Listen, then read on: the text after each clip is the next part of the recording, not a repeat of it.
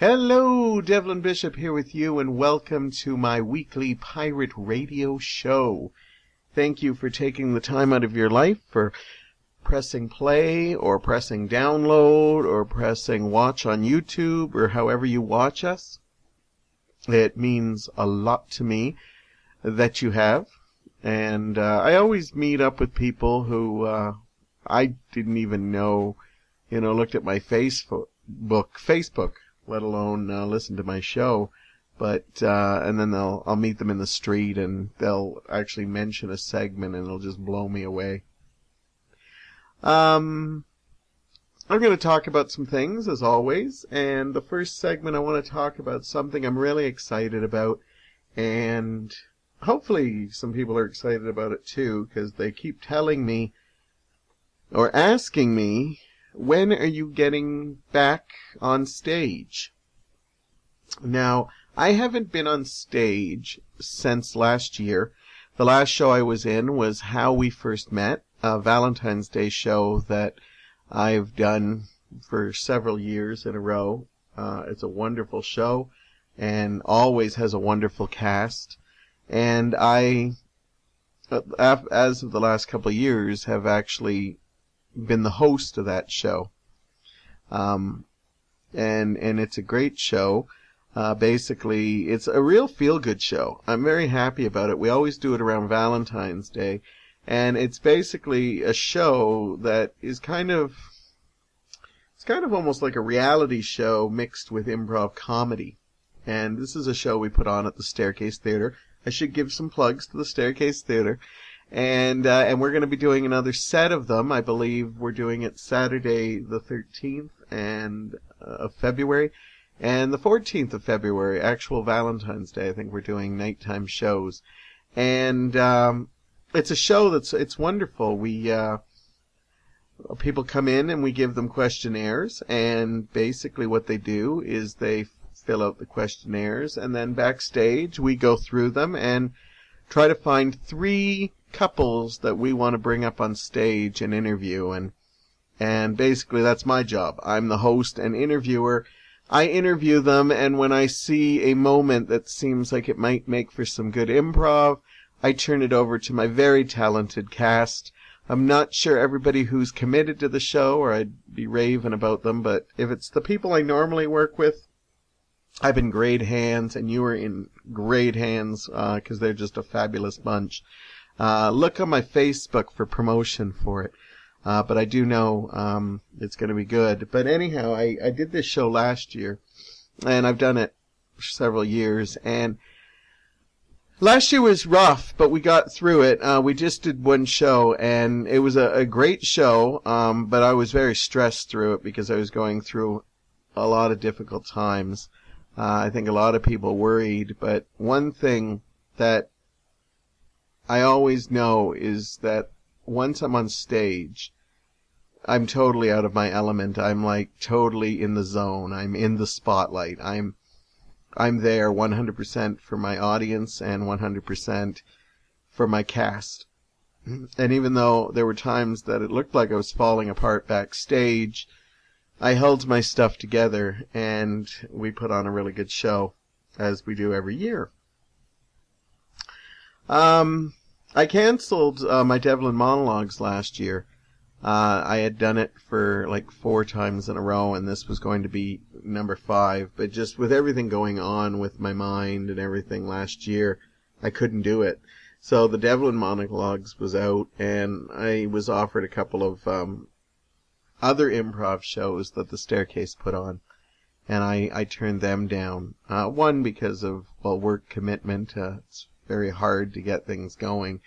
But I wasn't sound. And actually, as of late last year, I wasn't even sure if I wanted to ever return to the stage. And I always knew I'd know when it was right. And it wasn't just a case of I'm not doing this anymore. It was a case of, did I need it anymore in my life? Did I need it? I started doing the podcasting, and that became my creative outlet. And as much as I enjoy the podcast, the thing that the podcast doesn't give me as a show does is that instant gratification. You know, I love putting on these shows for you, but all I see sometimes are like my YouTube, numbers at how many people watched it. Or, I get the odd comment. Mostly I get commented by, Jennifer, my super fan, she's been a co-host here, and she comments all the time, and I love that she does. But besides that, I might get the odd email from people because of shows that I've done or something like that. But sometimes it could come later because they might not listen to the show until later. So you don't get that feedback that you need, like when you're doing a live show. You just feed on the audience and stuff like that.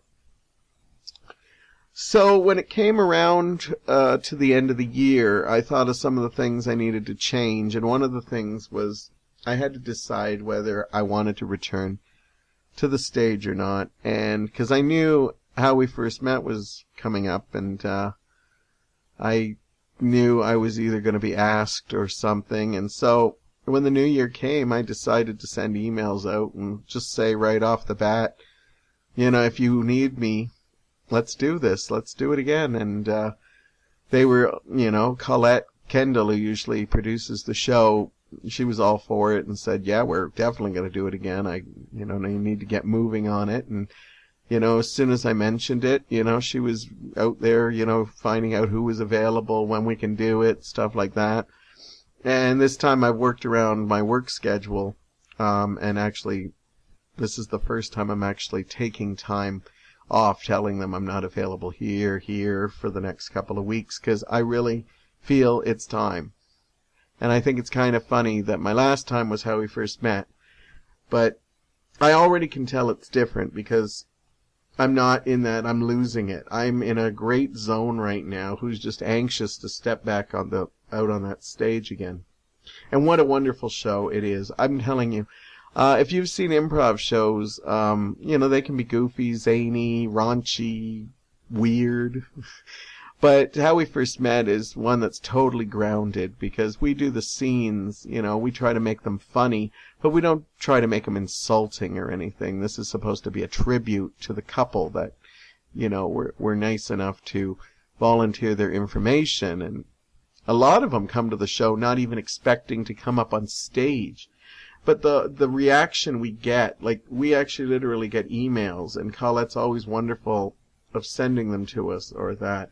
Or just after the show, we meet up with some of the people, and they just rave about the show and how feel good it was and how it made them laugh, how we took special moments of their lives and found little comedic parts in it. And, and we've dealt with people that have been married, over like 40, 50 years to like people who have just started dating. And, we're all like handle it very classy and stuff.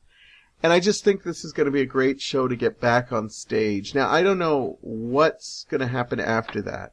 I do have a couple of like pokers in the fire, I guess they call it. And, I'm looking at my options. I won't reveal any right now, but How We First Met is not going to be the only thing you'll probably see me on stage. Now, I don't know. It could happen that is the only thing. But I do have some other things I'm going to probably talk about doing, and would like to do some more of that. Just because I think I do need that.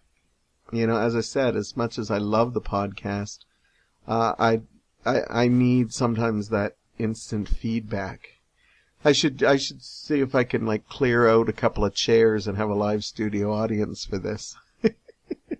Anybody who's co-hosted or knows my apartment knows how big my little studio area is. We literally, we might get a couple people in here, but I don't know if we could do a live studio audience. But you know what? Now that I'm mobile and I can do stuff like that, who knows what we'll do. I had one friend, one of the co-hosts, Andrew Hopp, said you should maybe try to do a stage version of this, as in do your show live and have guest stars coming up and talk with them. And I thought it was a crazy idea at the time, but I've been thinking about it a lot, and maybe it's not as far-fetched as you would think. number one, I love talking to people. Number two, I'd love to be able to promote people, artists or anything, business people around the area and stuff like that. But anyhow, I am looking forward to stepping onto that spotlight. I always kind of like it too, because Valentine's Day is, I celebrate it. Mike and I don't do much, but we'll always do a dinner or something. Although the last couple of Valentine's Day, we've actually done the show on Valentine's Day, so we don't get to, we spend the early part of Valentine's Day together, but it doesn't matter, because for us, we celebrate, our relationship all the time. We're always doing dinners or going off and doing little movie nights or something like that. But it's fun that I've kind of become like this guy who's like the Valentine's guy. Just because I don't see myself as that, but I love it. I love interviewing the couples. I've always talked about how I'd love to do a show where I literally just take people out of the audience and interview them. And I love that I get such good feedback of people saying that I'm a really good interview and stuff. I think you see it a little bit in the podcast. My segments don't make it for long times that we get to talk, but I really try to get as much in as I can. It means a lot to me that people tell me that, I make people feel comfortable. These are things, and I'm not trying to pat myself on the back, maybe a little reaching around right now.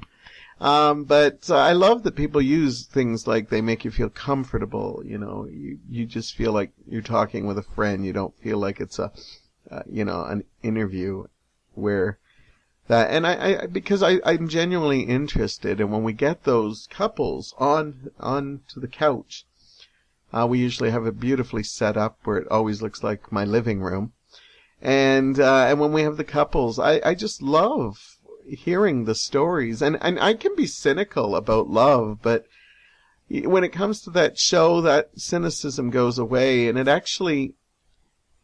it's a show that I think if you don't come away with, not only good laughs, but if you don't come away with that was just, it makes you wonder, if you are even, romantically inclined like that, because it really is a feel-good show, and it always reminds me of all the love stories out there that you just, sometimes you see a couple and you're like, I don't know what have anything in common, and then when I interview them and get their story, it's usually wonderful, and I get to see, okay, I'm starting to see where it works here, where it doesn't, or sometimes I don't, but obviously it works if they were together that long. Anyhow, so I am nervous about stepping out into the spotlight, but I'm also very hungry for it. Where last year I was just in such a mind fuck that, I just was second guessing myself, questioning it. But now I've got that nervous, excited feeling, which I get in the front of any show. I think if I got to a point where it was too comfortable and I didn't get that nervousness, I think that's when it would probably not be fun for me anymore. Just because of the fact that, it's what kind of makes you, it works. You work with the excitement, you work with the hunger, you work with the nervousness. And I think that's what comes together, and eventually the audience makes you feel warm, and the rest of the cast make you feel warm. And anybody right now who has ever been on stage, whether they've been the lead of something, or whether they've performed with a group, or even in the background players, even backstage people who help put on a show, the energy I'm talking about right now. There's a feel when the whole show comes together. And I look forward to going through that again. I don't usually promote things that are coming up, but I am going to promote this one. As I said, it's How We First Met. I believe the show starts at 8 o'clock, and we're doing it Saturday, February 13th, and Sunday, February 14th. I don't know ticket prices or anything, but keep, going to my Facebook. I will definitely be promoting it like 90. As I said, it's going to be at the Staircase Theater, and they're still putting the cast together, but the names I've seen are people I absolutely love working with, and I can't wait to see them because I haven't seen some of these people in a while, and you never know. I might actually talk a little Valentine's Day with them, if they have a couple of minutes to sneak them away and stuff like that. I would love to do that, so we'll see, but can't make any promises, but, now that I got my stepping out, segment, it just might happen since I've got some rehearsals coming up in the weeks ahead. Anyhow, so hopefully I will see you there, and of course, come see me afterwards. There'll be a big hug in it. If I don't know you, introduce yourself. Say, yeah, I was listening to Devlin's Pirate Radio Show, and that's what inspired me to come here. I would love that if somebody said that. But whatever the case, it's a great show. If you're single, it's a great show because it's inspiring to see love stories. If you're a couple that comes out, who knows? You might be one of the ones I call up. And if you're afraid of that, my only advice to you is do not fill out the thing because you have a better chance of being called up if you do. So if you really have stage fright and you still want to see the show but you're afraid I'm going to call you up, that's one of the greatest moments I have is when I have the names of the people. We figured it out, but I know the order, and basically you can see I love just playing with them. I can understand how Ryan Seacrest feels when he, always when he's telling people who goes home next, he always plays it up. I always kind of play it up a little bit because I like seeing the nervousness in the faces. You look around at the couples and everybody's just kind of like, biting their fingernails or sweating a little bit more. And then when I finally read the name, usually you get either the couple's got a big smile on their face because they're, this should be fun. Or literally one time this couple who had only dated a couple of months basically heard their names and all I heard was, oh shit. As in they filled out the thing not thinking a chance in hell. But we actually go for that. We like to go for varieties. So we might go for somebody who's been married for 35 years and then, somebody who's only dated, for 8 months. And, we've also done lots of same-sex couples too. And we just look for interesting stories and stuff like that. And I really hope you join me because it's always a good show. Contact me if you want ticket information, or I can put you on the guest list or tell you how you can go order your tickets.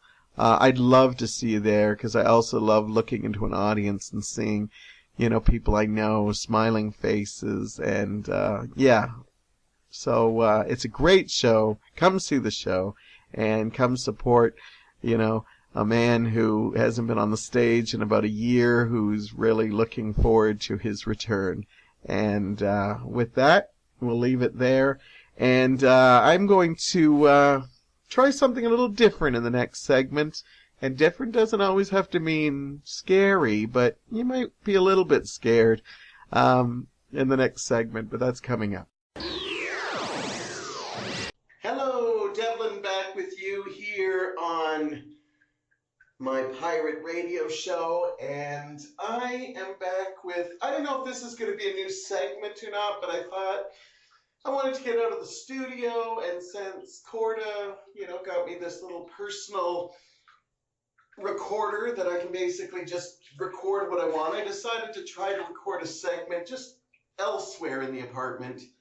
And yes, I am in the bathtub, and you hear me splashing? That is me frolicking in my bathtub. And I decided, sometimes I have some really deep thoughts when I'm in the bathtub, other times nothing at all. But I decided, hey, let's hit record and see what happens. Now, I'm sure when Corda bought me this, she probably thought, oh my God, I can't believe I'm listening to a segment. The acoustics are pretty good in here, though, you'll have to admit. I might be a little echoey, but that's because I'm literally in my bathtub. As I said, Corda probably didn't expect me to ever do anything like this, but this probably won't surprise her, and she's probably actually giddy hoping this segment turns out. Because, trust me, if you're listening to this right now, it has turned out. Anyhow, so here I am, thoughts from the tub. And, yeah, I've always liked baths. I think I've talked about it in the past, how I've been treating myself to bath bombs. I didn't do one today. I got lots of bubbles in it. It's funny because when I decided I was going to record myself talking in the bathtub, I thought to myself that even though I know this is a radio, this is a radio listening audio type of show, I still wanted to make sure I had lots of bubbles and I'm covered because that's how self-confident I am, just in case, somebody might be able to see me while they're listening to this audio piece. So it's pretty funny how we're like that.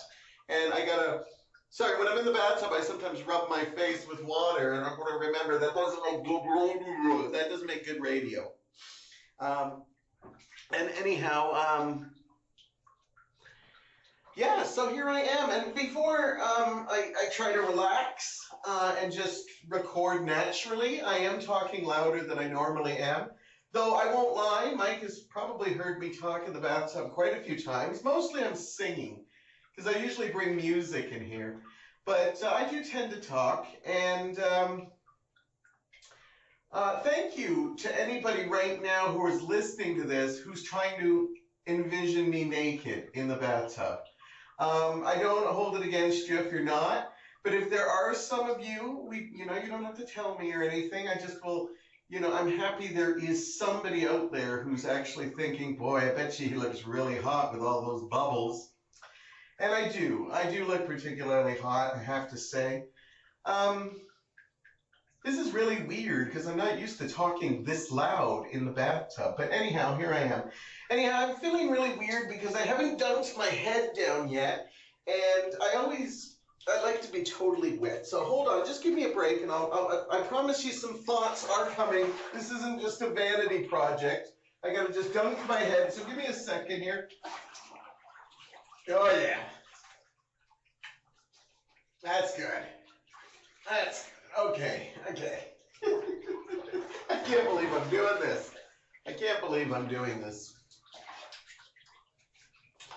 I've always liked baths. I always prefer baths over showers. I don't know what it is. As a kid, I just always liked that feeling of, if you hear any weird sounds, I'm not touching myself inappropriately. That gushy sound you're maybe hearing is me scrubbing up because I'm actually washing up. I have places I got to go today. Probably wasn't the best day to do this, but I just thought, let's do a random day. Anyhow, yeah, I don't mind showers, but I've always been a bath fan ever since I was a kid. I have toys. I still have a couple of little toys. I don't actually sit and play with them. I have a couple of rubber toys I got from the dollar store. Probably very toxic, but they're still cute, and they sit there. But sometimes I'll float them in.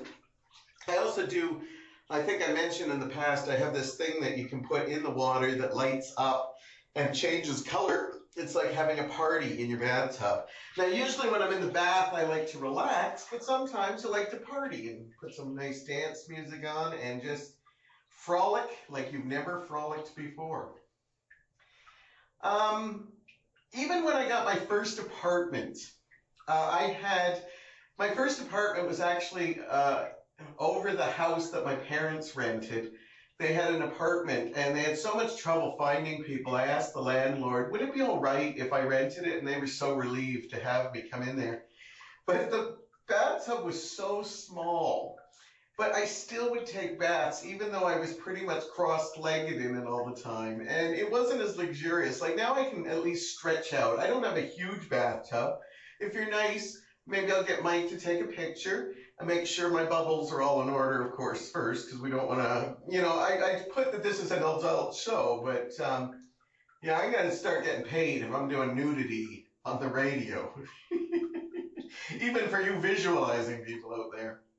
But anyhow, my first apartment was so small. It was like I was sitting in a sink. But you know what? I still loved it. It felt great just, taking care of business and, just relaxing. And, I always said after that, if I get an apartment, I have to have a bathtub.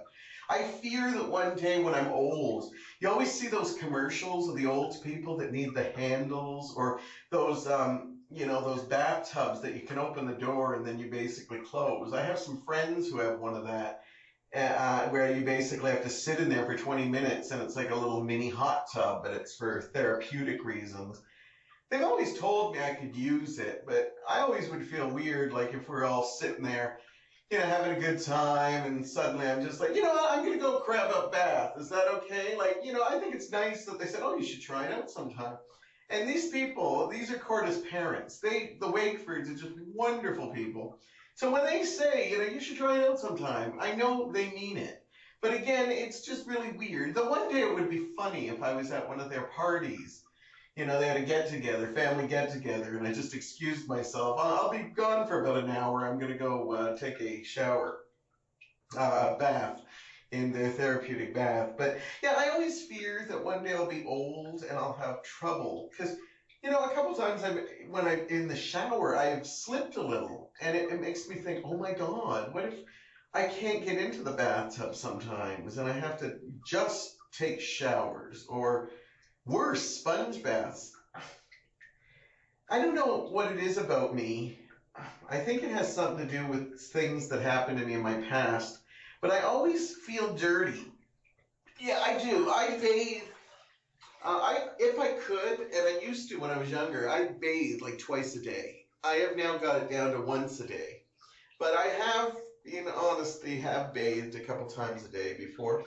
I don't know, it's a thing I've just had that I just always feel like I'm dirty, and I always feel like I have to. And with that being said, I gotta remember, I still gotta scrub while I'm talking here. You guys are just like always like so distracting to me because I always have to entertain. But anyhow, I absolutely think it's. I lost my train of thought. I'm enjoying rubbing the soap on my body right now. Yeah, no, I fear for the day that I might not be able to do that anymore. But I will do everything I can. Even if I have to put those what the hell was that noise? I think one of my bath toys fell in. I think the little rubber otter fell in. That's otter. Anyhow, even if I have to put those sticky pads in, those old, like, 1970s, they look like things they used to put decals on the cars, and then you can put them in the bathtub. I'm sure I can find that somewhere still. I know they probably look exotic now, but if I could get ones that look like the 1970 ones, that would just be magical to me. Okay. I will try to keep talking, but I'm about to shampoo my hair now. I changed my shampoos up a lot. I didn't expect this was going to start being all about baths and showers, but what else am I going to talk about, really? Maybe if I make this a regular segment, I'll find other things I can talk about. I change up my shampoo all the time because I heard it's actually healthy too. So I'm always changing from soaps and body lotions.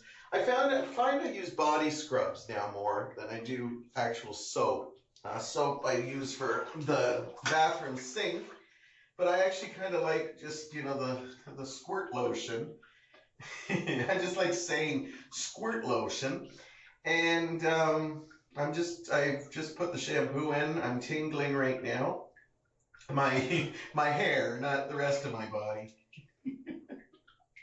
I just thought of a horrible story I'm not going to share about when I was young and experimenting with things on my body, but I don't really think I feel the need to share that story right now. But hey, if we're ever out and about and you want to ask me personally, yeah, I might share it then.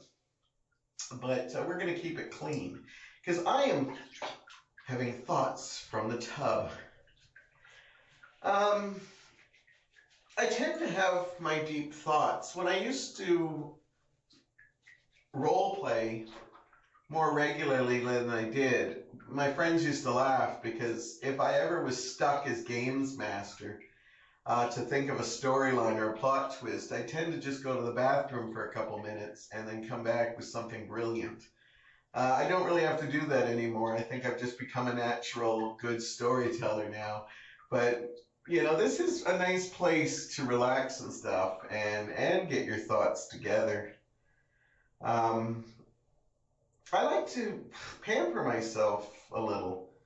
The bath bombs continue. I still go every couple of weeks to, I forgot the name of the place.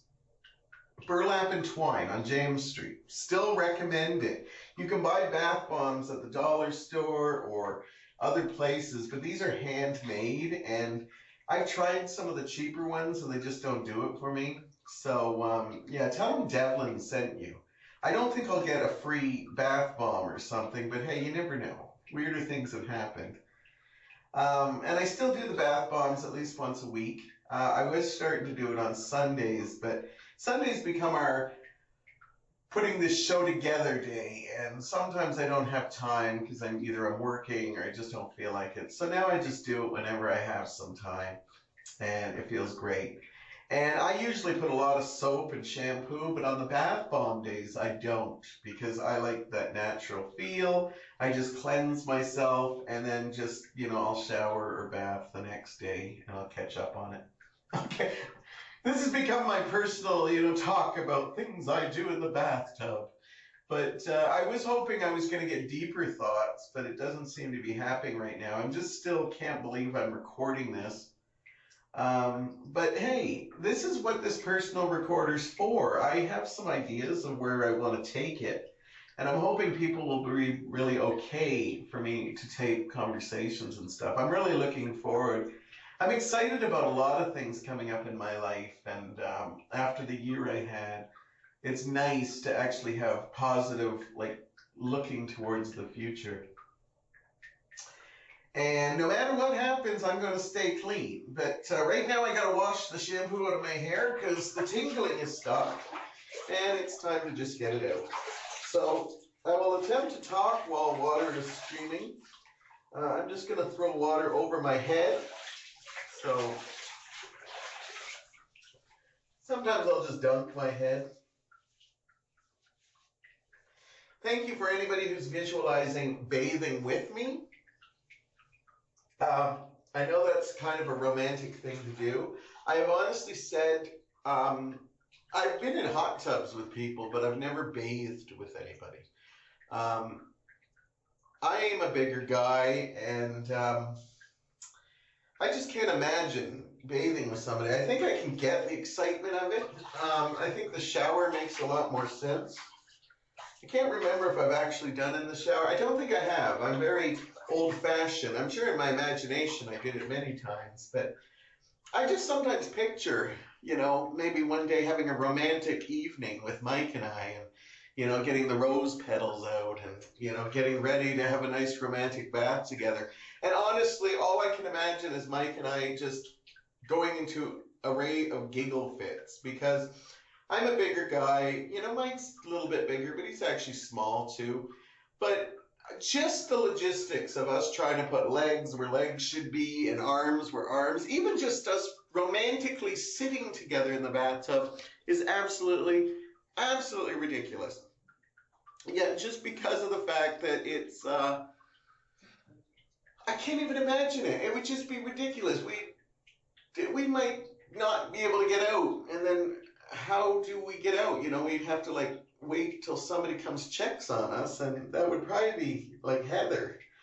I thought we were supposed to be producing, and she'd still call first. So,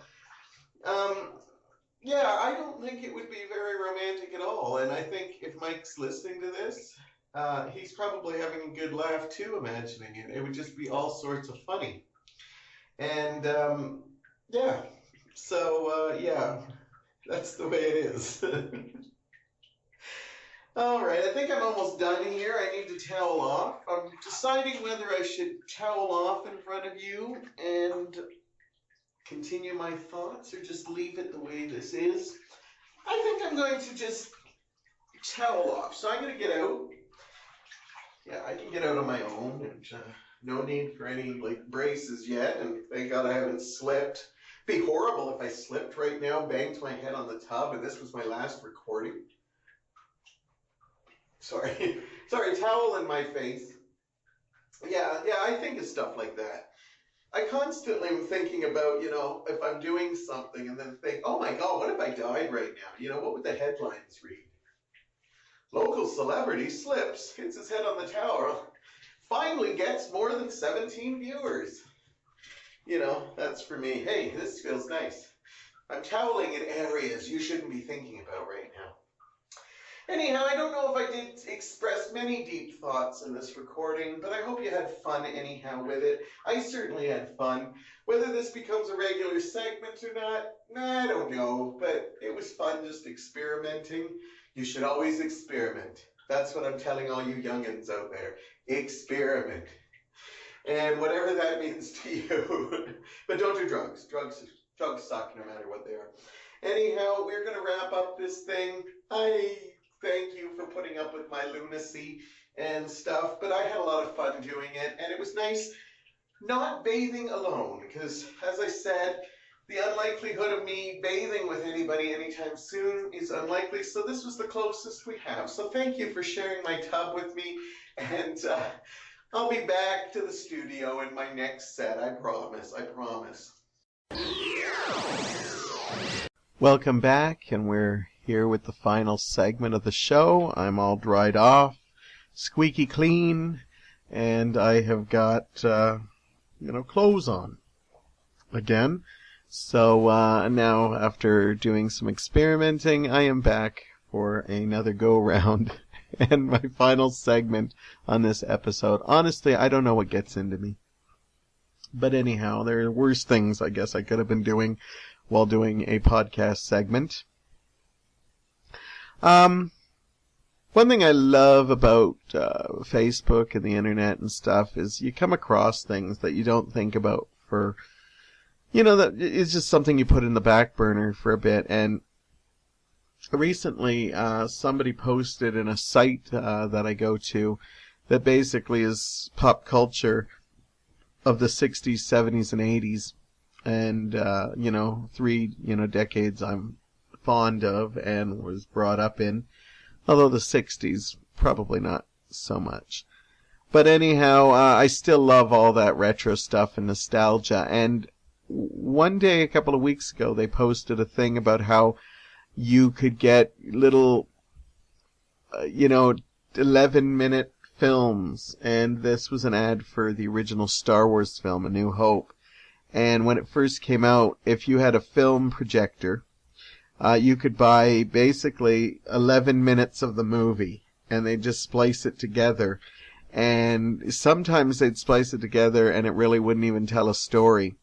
You could get sound or color or black and white with, And it made me forget that one of my loves, and for all of you who listen to this show regularly, I'm a movie buff, is that my dad, I remember, bought a movie projector and a camera, and we basically, it just kind of slipped out of my mind. I think either me or my brother somewhere in a Tupperware bin have a ton of old films. I may have even have the old Star Wars film, but I remember we had it. I had the color I had the color with no sound, because we didn't have any sound on our things. And I remember we used to film a whole bunch of family movies. I hope we still have these tapes, because it would be a crime if we lost them.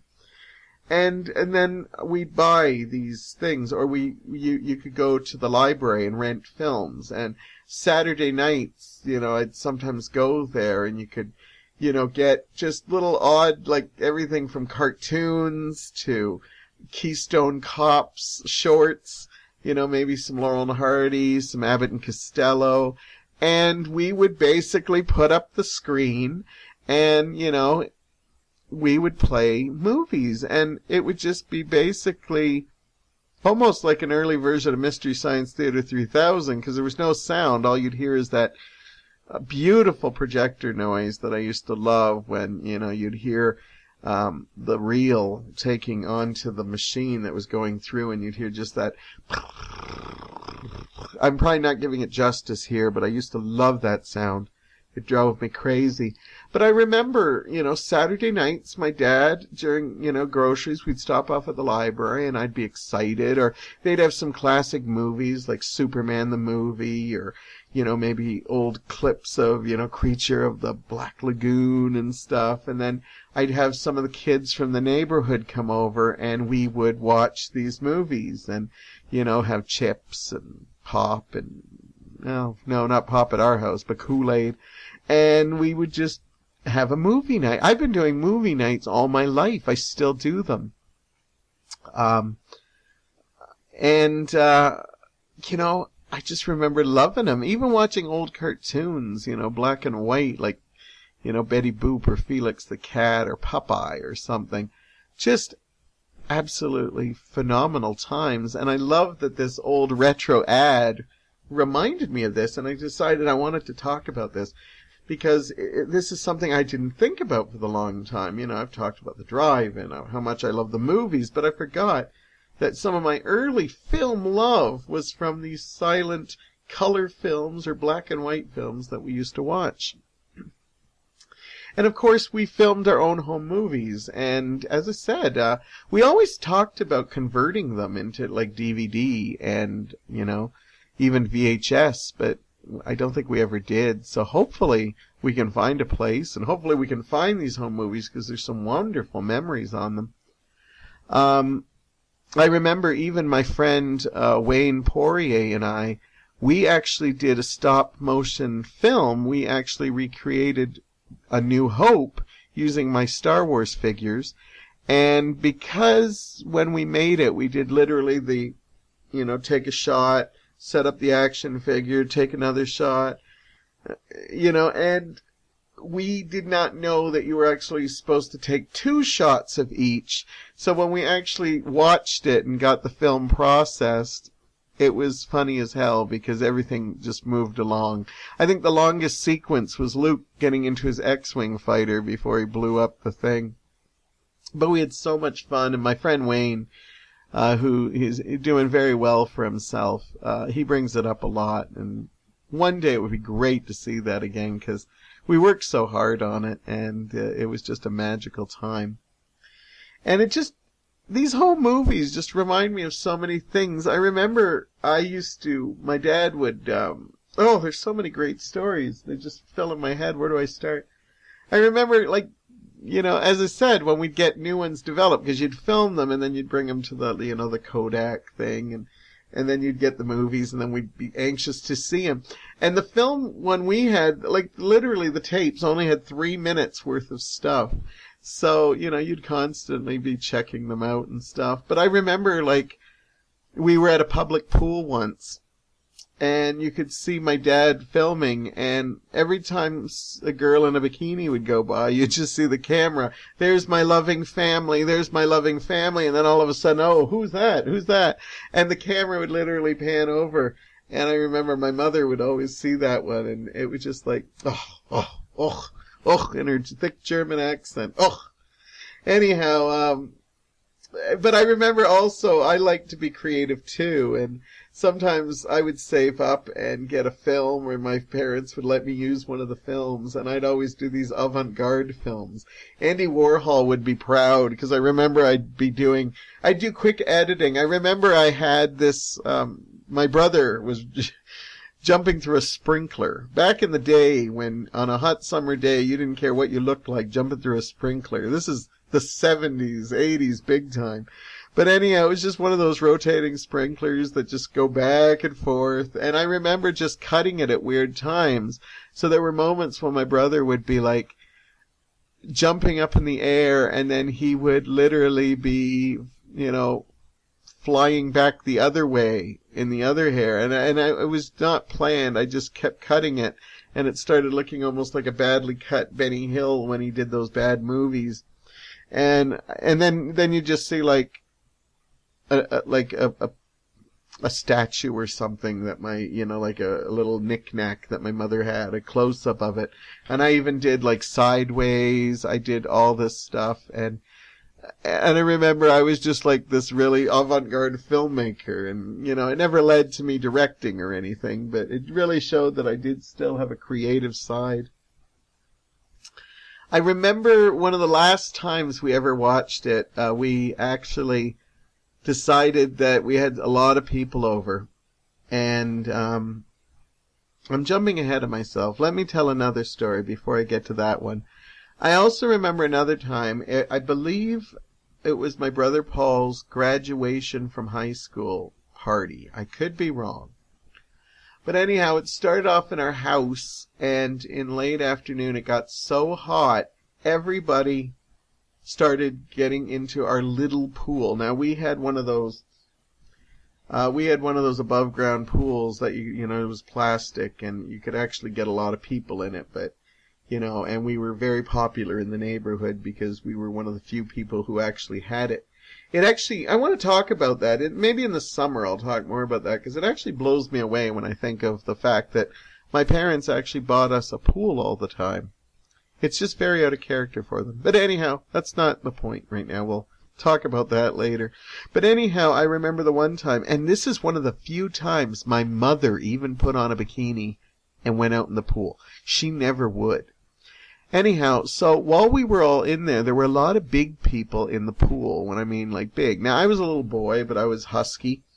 And I remember that I remember calling this videotape, and it was 2 videotapes, because one stopped that my dad refilled and filmed more. But there was, I always called it the Dolly Parton lookalike contest, because they were all heavy-set people, and some of us, the men were topless, and some of the women, like, their boobs were out. As I said, this is one of the rare times my mother was ever in the pool. I couldn't even tell you that I remember her being in the pool that often. But there's one scene of her where she's splashing. And when she's splashing, her breasts are moving back and forth. And I remember my dad actually zoomed right in. And I remember when we got the film from home, we put it on, and this came on, and my mother was like so livid. This is probably why I don't remember her in the pool after this. She was livid because, she did not like how she looked, and she didn't like that my dad zoomed in and her breasts were on display shaking around, even though everybody else was acting like idiots too. We were just so hot. We were just, But anyhow, she said, I never want to see that again. I never want to see that film again. Of course, me and my brothers and my dad were rolling in the, just laughing our asses off in the living room because, here's this shot of my mother with her knockers going back and forth with these other people, even men with their knockers, because we were all heavy set. Anyhow, so my dad said, okay, I will mark it and we'll make sure it never ever shows again. And what happened was, one of the last times we ever watched this, it was on Cannon Street, and we basically had some people over, and somebody came out with a great idea. Let's watch some old home movies. Because I don't know what it was. It might have been a special occasion, but I just remember we had a lot of people there. So anyhow, my mother said, okay, that's fine, but it was a warm night, and so we decided that the night was actually pretty cool outside. So we were going to put the screen outside and run the thing off the picnic table. Now, my mother was okay with this, but she said, that movie is not in here. And my father said, no, I marked it, so it's not going to be here. And she goes, well, it better not be, because I don't want to see that. And the neighbors and everybody doesn't have to see my, breasts and stuff. Anyhow, what happened was we put the film up, and my brothers and I all joked that we hoped it was in it, but my dad said, no, it's I made sure it was not here, you know. I wouldn't do that to your mother, although my dad probably did say it with a bit of a smirk because of the fact that he probably wanted to. But then as we were showing a bunch of the home movies, and we never labeled them. We always said we should, but we never did. So the only one that was labeled was the one with that. But then at one point I remember saying to my brothers, wasn't that on 2? Didn't Dad change the tape and there was 2 copies of that? Like, he filmed the rest of it. We didn't say anything, and then all of a sudden you see the pool scene. And there is everybody acting like maniacs, and yes, more footage of my mom splashing around with her knockers hanging out. And I don't use the word knockers too often, but it just seems appropriate at this moment. And she was embarrassed. And basically everybody was having a good time with it. They said, oh, come on, we've all looked, you know. But my mother, she took it so personal.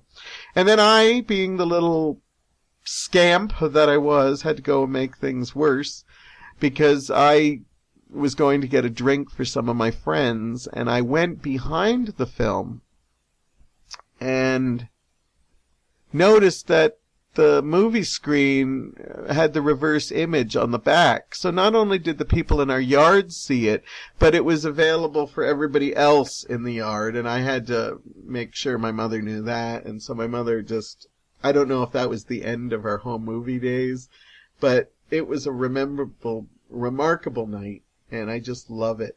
And I'm so glad that I kind of shared it with you, because I honestly, it's amazing how some of these memories disappear. And they're still there, it's just there's nothing that triggers it. And then I just saw this ad for this. I had that Star Wars movie, and I said, I so want to talk about this, because one of the things I want to do with this podcast is not only talk about pop culture, or talk about things going on in the world, or talk about what I'm feeling right now, talking with my co-hosts and having a laugh. I also want to tell stories of my past, because one day, who knows, I'm going to look back and I might have a bad memory, and I may want to listen to this, or who knows, maybe some of my relatives will want to check out some of these stories and say, oh, does he really talk about, stuff like that? And that's why I really wanted to share it. So I had other stuff planned for this segment, but as soon as I said that, I said, oh my God, so many wonderful stories about home movies, and I'm glad that I got to clear my chest with them. And I almost feel I should talk to my brothers and see if we can find those movies and see if there's a way we can put them to DVD, because they're great memories, and I haven't seen them in probably, I'm going to say, maybe 30 years. 30 years? That's a scary long number, but I'm going to say that's close. Maybe even 35 years, because I was really young the last time we actually ever watched them. And it would just be nice to see, see if we have any of the ones I bought from the store, because I know they were really expensive, and, my father never stopped me from spending my allowance money on these little movies that weren't even the full movies. But it would also be great to just see all the home footage. I'd love to see my brother jump into the sprinkler, a Devlin Bishop production, not performance. Or, I'd love to, just see that Star Wars movie I made with my friend, and, although she never liked seeing him, I'd like to actually see my mother frolicking in the pool again. Because one, it would probably make me giggle because I'd remember her hatred for this, but she was a fun-loving woman, and as I said, I never saw her in the pool, and to see her splashing around was quite a nice image. It's actually touching me, and I know I made light of it with her knockers hanging out, but I remember that it was funny to see her boobs bouncing around, and that's what people saw. But the other thing I remember about that is she was smiling, and yeah, I would give anything to just see my mother smiling again. And so, yeah, I'll have to look into that and see what comes of that. But I am glad I got to talk a little bit about that, because it was a real moment in my life, the home movie years. And I'm going to think about it the next time I have some friends over and have a movie night, because, you know, we've obviously changed how we do them. But I can't believe I've been doing movie nights since, you know, I'm 48 now, and I've probably been doing them for a majority of my life. Anyhow, this is a great high to end on, a right nice positive feel, so this is a good time to say goodbye, and I look forward to talking to you very soon.